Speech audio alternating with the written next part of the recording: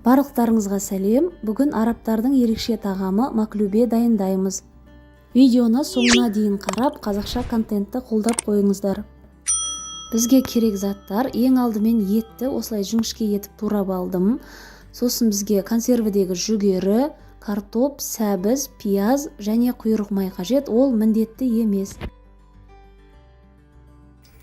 Ең алдымен етімізді қызып тұрған майда қуырып аламыз.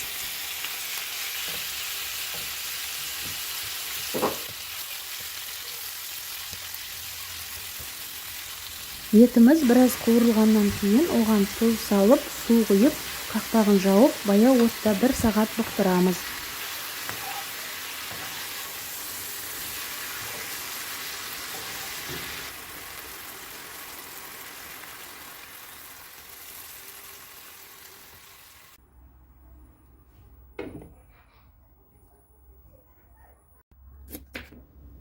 Енді сәбіз, картоп, пиязды дәл видеодағыдай турап аламыз.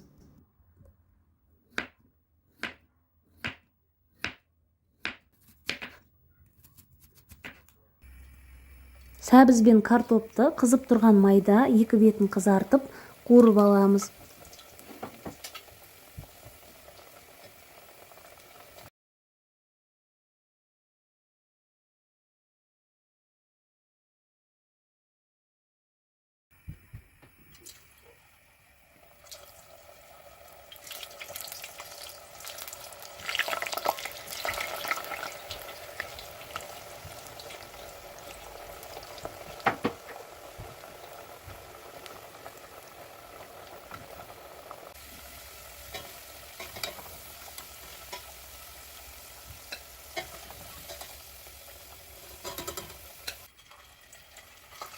Қойдың құйрық майында біраз қуырып аламыз. Бірақ құйрық май қосу ол міндетті емес.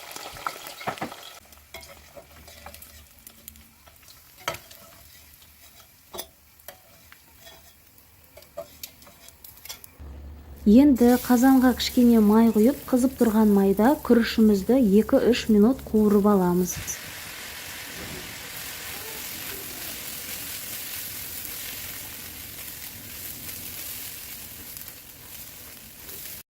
Бұл менде етті қуырылған таба, еттің қалған майының үстіне су құйып, 2 шай қасық тұз және 1 шай қасық куркума қосып, суды қайнатамыз.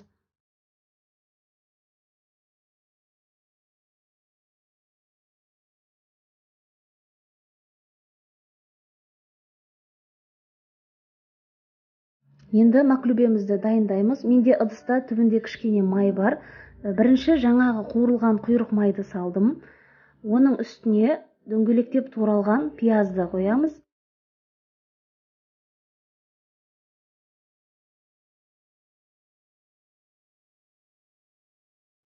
Одан кейін етті, сәбізді, картопты, ең бетіне күрішімізді саламыз.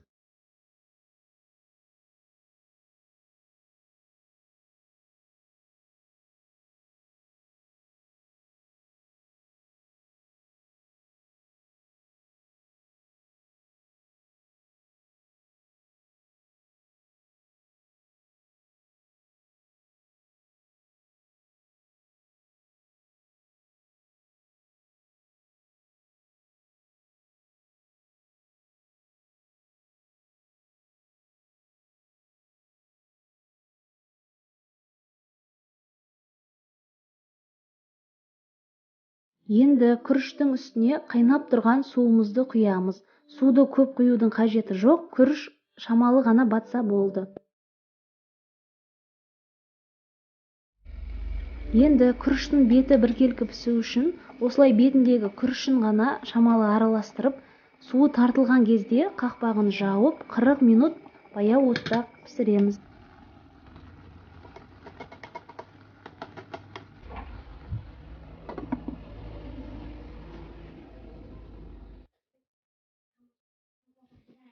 Енді салатымызды дайындап қоямыз. Салатқа қалауыңызша редиска, укроп, көк пияз қосуға болады.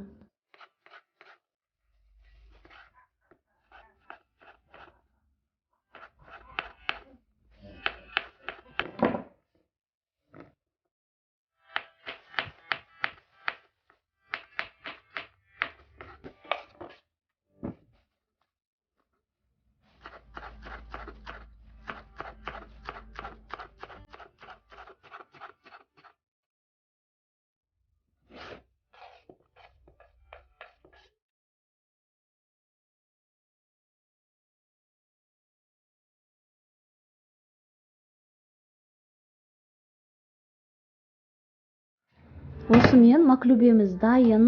Оны осындай үлкен ыдысқа аударамыз және қасықпен жан-жағын ұрып шығамыз.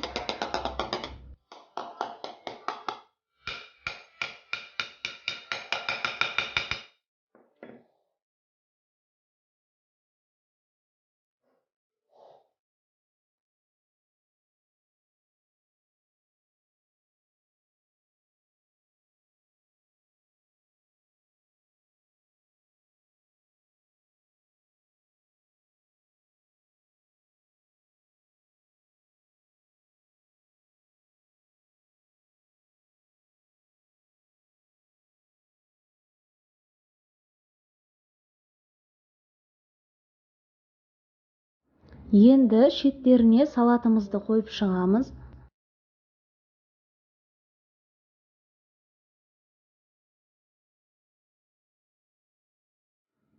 Одан кейін консервідегі жүгерімізді біркелкі етіп қойып шығамыз.